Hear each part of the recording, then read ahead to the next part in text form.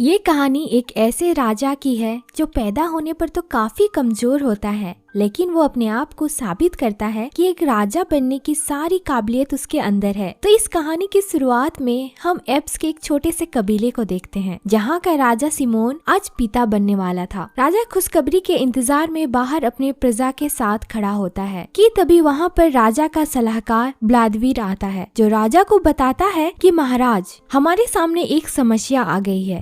राजा को उसकी कोई भी बात समझ में नहीं आती, इसलिए वो खुद ही रानी के कक्ष में जाता है, जहाँ वो अपने प्यारे से बेटे को देखकर काफी खुश होता है, जो काफी स्ट्रॉन्ग और उसकी तरह ही हेल्दी था। तभी उसका सलाहकार उसका दूसरा बेटा दिखाता है, जो काफी दुबला पतला और कमजोर था। वो उसके दूसरे बेटे को दिखाते हुए कहता है कि महाराज, आपके इस बेटे ने पहले जन्म लिया है और खानदानी परंपरा के मुताबिक खानदान का पहला वारिस राजा बनेगा। राजा अपने बड़े बेटे को देखकर काफी उदास होता है, क्योंकि वो काफी छोटा और कमजोर था और वो जानता था कि प्रजा कभी भी इसे अपने राजा के रूप में स्वीकार नहीं करेगी। तभी वहाँ राजा की जादूगरनी, जो एक विच होती है, वो वहाँ पे आती है। वो राजा को दिलासा देते हुए कहती है कि महाराज, आप चिंता न करें, इसमें आपकी कोई गलती नहीं है। ये तो प्रकृति का दोष है और ये इतना कमजोर है कि कोई भी इसे कभी अपना राजा स्वीकार नहीं करेगा, और इसलिए राजा को उसे मारने के लिए कहता है। पर जब व्लादिमीर उस छोटे से राजकुमार को मारने जाता है, तो उस छोटे से बच्चे की मासूमियत देखकर उसका माइंड चेंज हो जाता है और वो उसे नहीं मारता। पर जब वो उसे छोड़कर वहाँ से जाने लगता है,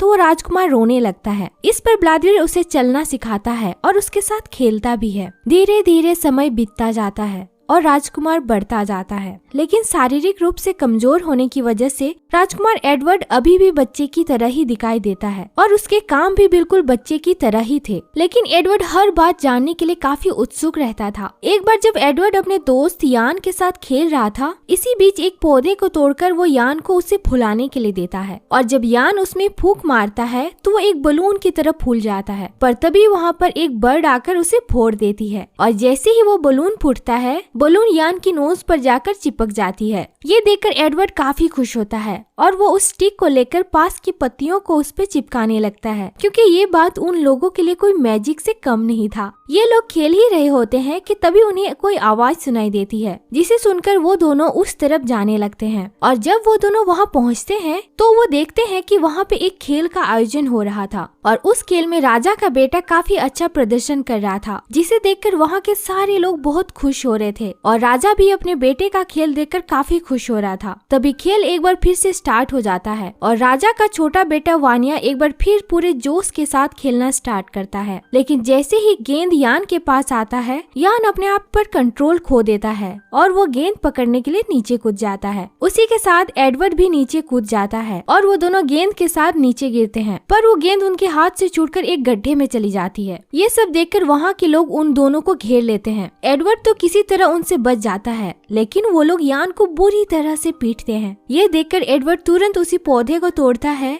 और उसमें फूंक मारकर उसे चिपचिपा बना देता है, और उसकी मदद से वो उस बॉल को गड्ढे से निकाल लेता है। वो जब उस बॉल को गड्ढे से बाहर निकालता है, तो वो लोग उसे देखकर काफी हैरान होते हैं। तभी वहाँ पर वानिया आता है, जो एडवर्ड से बात करने लगता है। पर तभी वहाँ पर विच और व्लादिमीर की नजर एडवर्ड और वानिया के पैरों पर जाती है, तो वो लोग काफी हैरान होते हैं, क्योंकि उन दोनों के पैर बिल्कुल समान थे। वानिया एडवर्ड से बॉल ले लेता है और खेल को एक बार फिर से स्टार्ट करने की कोशिश करता है, लेकिन गेंद पर चिपचिपा पदार्थ लगने के कारण गेंद वानिया के हाथ में ही चिपक जाता है, और वहाँ के सारे लोग उसके हाथ से वो गेंद को छुड़ाने की कोशिश करने लगते हैं। लेकिन काफी मेहनत करने के बाद भी उन लोगों से वो गेंद नहीं छूटती। लेकिन अंत में एक बंदर उस गेंद को छुड़ा लेता है, और जैसे ही वो उस गेंद को छुड़ाता है, वो जाकर एक पेड़ से टकराता है और उसके हाथों से वो गेंद छूटकर राजा के सिर पर जा लगती है और वो वहीं चिपक जाता है। व्लादिमीर उसके सर से वो गेंद छुड़ाने की कोशिश करता है, और जैसे ही वो इस गेंद को उसके सर से छुड़ाता है, राजा के सिर के बाल भी उस जगह से उखड़ जाते हैं। राजा इस बात से काफी नाराज होता है। ये लोग आपस में बात कर ही रहे होते हैं कि तभी वहाँ पर एक बंदर आता है जो उनसे कहता है कि उन्हें राजा ने बुलाया है। ये बात सुनकर एडवर्ड काफी खुश होता है और यान के साथ वो दौड़ते हुए राजा के पास जाता है। राजा एडवर्ड से कहता है कि उसने सुना है कि तुम मैजिक जानते हो और वो उससे उसका मैजिक दिखाने को कहता है। ये बात सुनकर एडवर्ड पेड़ की पत्तियां सहित एक डाल को तोड़कर लाता है और उसे राजा के सिर पर लगा देता है, जो बिल्कुल एक क्राउन की तरह लगता था, जिसे देखकर सभी लोग बहुत खुश होते हैं। राजा को उसका चेहरा दिखाने के लिए एडवर्ड एक पत्ते में बरसात का पानी इकट्ठा करता है और वहीं हम देखते हैं कि राजा की जादूगरनी जो एक विच होती है वो मौका पाकर वहाँ से निकल जाती है। इधर एडवर्ड पानी से भरे पत्ते में राजा को उसका चेहरा देखने को कहता है और जैसे ही राजा उसमें अपने आप को देखता है वो खुद को देखकर घबरा जाता है, क्योंकि इससे पहले कभी उसने अपने आप को नहीं देखा था। तो एडवर्ड राजा से कहता है कि डरने की कोई बात नहीं और वो एक बार फिर से उसमें अपने आप को देखता है और इस बार वो अपने आप को देखकर बहुत खुश होता है। इसके बाद एडवर्ड राजा के लिए एक झूला बनाता है और राजा सिमोन को उस पर बैठने के लिए कहता है। इधर वो विच अपनी काली शक्तियों से बहुत सारी मधुमक्खियों को पैदा करती है और उन मधुमक्खियों को वहाँ से सभी लोगों पर छोड़ देती है। इधर राजा को झूले पर झूलने में काफी मजा आ रहा था कि तभी वहाँ पर बहुत सारी मधुमक्खियाँ उन पर हमला कर देती है, जिसकी वजह से वहाँ पर भगदड़ मच जाती है और राजा वहाँ से नीचे गिर जाता है। ये देखकर वानिया एडवर्ड को भी वहाँ से नीचे गिरा देता है, पर इस बात से राजा वानिया पर काफी गुस्सा करता है और इसी बात से नाराज होकर वानिया वहाँ से चला जाता है। और वहीं हम एडवर्ड को देखते हैं जो नीचे गिरने की वजह से काफी वीक फील कर रहा था। तभी उसके पास यान आता है जो उसकी मदद करना चाहता था, लेकिन काफी दूर होने की वजह से वो उसकी मदद नहीं कर पाता। तो यान वहाँ से आगे की ओर बढ़ जाता है और इसी दौरान वो एक गड्ढे में गिर जाता है और जब एडवर्ड उस गड्ढे से बाहर निकलता है तो उसे 2 ऑस्ट्रिच मिलते हैं जो काफी सुंदर थे और साथ ही उसे वहाँ पर बहुत सारे जंगली जानवर दिखाई देते हैं, जिसे देखकर एडवर्ड काफी खुश होता है। पर तभी वो देखता है कि कुछ जंगली भेड़िए तेजी से उसकी तरफ बढ़ रहे थे, तो वो वहाँ से भागने की कोशिश करता है, लेकिन वो पीछे की ओर जाने लगता है क्योंकि एडवर्ड कभी भी अपने 2 पैरों से दौड़ा नहीं होता है। पर किसी तरह वो घूमकर पीछे की ओर दौड़ते हुए वहाँ से निकल जाता है। इधर एडवर्ड द्वारा दी गई पानी से भरे पत्ते में सभी लोग अपने चेहरे को देखकर काफी खुश हो रहे थे कि तभी उनकी नजर एडवर्ड पर जाती है, तो वो देखते हैं कि उसके पीछे बहुत सारे जंगली भेड़िए लगे हैं। एडवर्ड वहाँ से भागते हुए एक गेंडों के झुंड में चला जाता है और जब गेंडे भेड़ियों को देखते हैं तो वो भी वहाँ से भागने लगते हैं। भागते हुए गेंडे जब एडवर्ड के पीछे लग जाते हैं और जब राजा ये देखता है तो वो उसकी मदद करने के लिए अकेला ही चला जाता है। एडवर्ड को बचाते हुए राजा घायल हो जाता है और काफी चोट लगने की वजह से राजा की वहीं पर मौत हो जाती है, लेकिन मरने से पहले राजा उसे ये बता देता है कि वो उसी का छोटा बेटा है और वानिया उसका छोटा भाई है। ये बात सुनकर वानिया जरा भी खुश नहीं था। वो अपने डैड को लेकर वहाँ से चला जाता है। एडवर्ड को जब इस बात का पता चलता है कि वो राजा सिमोन का बेटा है तो काफी हैरान होता है। राजा की मौत के बाद वानिया के राजा बनने की तैयारी शुरू होने लगती है और वहाँ के लोग भी अपने नए राजा के रूप में वानिया को पाकर काफी खुश लग रहे थे। वहीं एडवर्ड और यान उस पेड़ के नीचे जंगल में होते हैं। तभी आसमान में बिजली चमकने लगती है और एक बिजली आकर सूखे पेड़ पर गिरती है,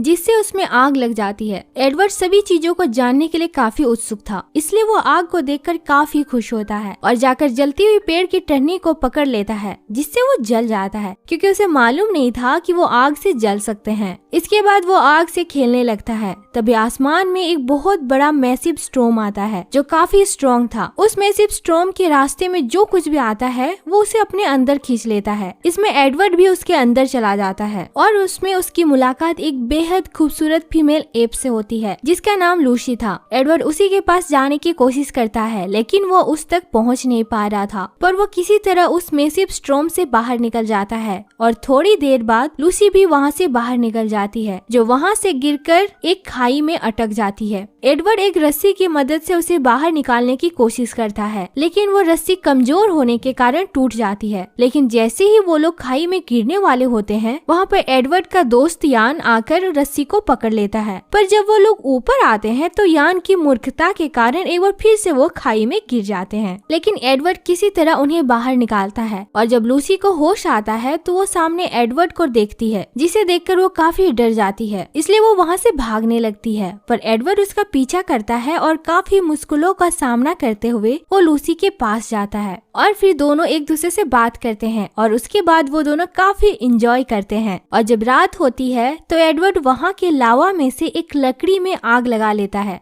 जिसे देखकर लूसी डर जाती है। लेकिन एडवर्ड उसे समझाता है और उसे लेकर अपने होम ट्री की ओर जाता है, जिसे देखकर सभी बंदर काफी खुश होते हैं, क्योंकि रात में एडवर्ड की वजह से उजाला हुआ होता है। तभी वहाँ पर वानिया आता है। उसे लगता है कि आग उनके दुश्मन है, इसलिए वो एडवर्ड को वहाँ से चले जाने को कहता है। पर एडवर्ड वानिया को समझाता है और कहता है कि आग हमारी दुश्मन नहीं बल्कि दोस्त है, और वो एक एक करके बहुत सारे लकड़ियों में आग जलाकर उन्हें दिखाता है। लेकिन विच सभी को एडवर्ड के खिलाफ भड़का देती है, जिसकी वजह से सभी लोग एडवर्ड को वहाँ से मारकर भगा देते हैं। तो वो दोनों एक गुफा में जाते हैं, जहाँ उन्हें एक भेड़िया मिलता है, पर एडवर्ड उस आग की मदद से उसे भगा देता है और वो दोनों रात को उसी गुफा में रहते हैं। एडवर्ड बहुत सारी लकड़ियों की मदद से वहाँ पर काफी उजाला कर देता है। अगली सुबह लूसी और एडवर्ड मिलकर शिकार करते हैं। रात में लूसी जब गुफा में पत्थर से टकराती है तो उसमें से चिंगारी निकलती है। ये सब देखकर एडवर्ड उस चिंगारी से आग पैदा करता है और उसके बाद वो लोग डेली शिकार करते हैं और रात वो गुफा में ही बिताते हैं। एक दिन लूसी और एडवर्ड अपने शिकार को कच्चा खा रहे थे, तो एडवर्ड एक मरे हुए शिकार को आग में डाल देता है और जैसे ही शिकार आग में पकने लगता है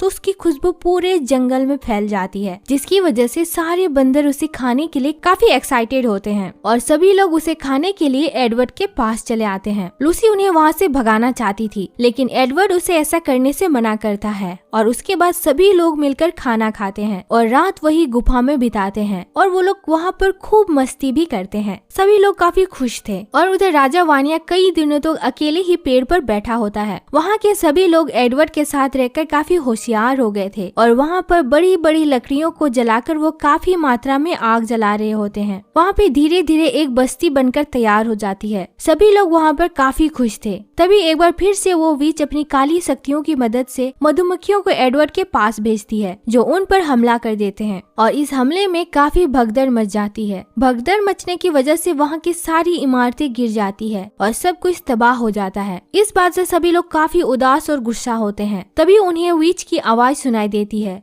तो सभी लोग अपने हथियार लेकर उस विच को मारने के लिए जाते हैं और जब वो लोग उस पेड़ के पास पहुंचते हैं तो वो उसे जलाने की कोशिश करते हैं, लेकिन एडवर्ड उन्हें ऐसा करने से मना कर देता है। उनकी आवाज सुनकर किंग वानिया भी वहाँ पे आ जाता है। उसे देखकर उनका गुस्सा और भी बढ़ जाता है और ब्लाडवीर अपने 2 आदमियों को पेड़ को काटने के लिए भेजता है और जैसे ही वो लोग उस पेड़ को काटना स्टार्ट करते हैं, उस पेड़ से एक लिक्विड निकलता है। उस पेड़ को कटता देख किंग वानिया उन पर हमला कर देता है और उनके बीच वहाँ पर फाइट स्टार्ट हो जाती है और इस फाइट के दौरान वहाँ के पेड़ में आग लग जाती है। आग लगने की वजह से रानी मेडुला पेड़ पर ही फंस जाती है, तो एडवर्ड रानी को खतरे में देखकर उसे बचाने के लिए जाता है और उसे बचाने में एडवर्ड खुद ही एक मुसीबत में फंस जाता है। एडवर्ड वहाँ के सभी लोगों से मदद मांगता है, लेकिन पेड़ में आग लगने की वजह से वो लोग वहाँ से भाग जाते हैं। तभी एडवर्ड को किंग दिखाई देता है, तो वो उससे मदद मांगता है और वही उस पेड़ पर वो विच भी फंसी होती है और वो भी उसकी तेज लपटों में जलकर वहीं पे मारी जाती है। इधर किंग वानिया को बचा लेता है, लेकिन उनका घर पूरी तरह से जलकर बर्बाद हो गया था। वानिया को जब अपनी गलती का एहसास होता है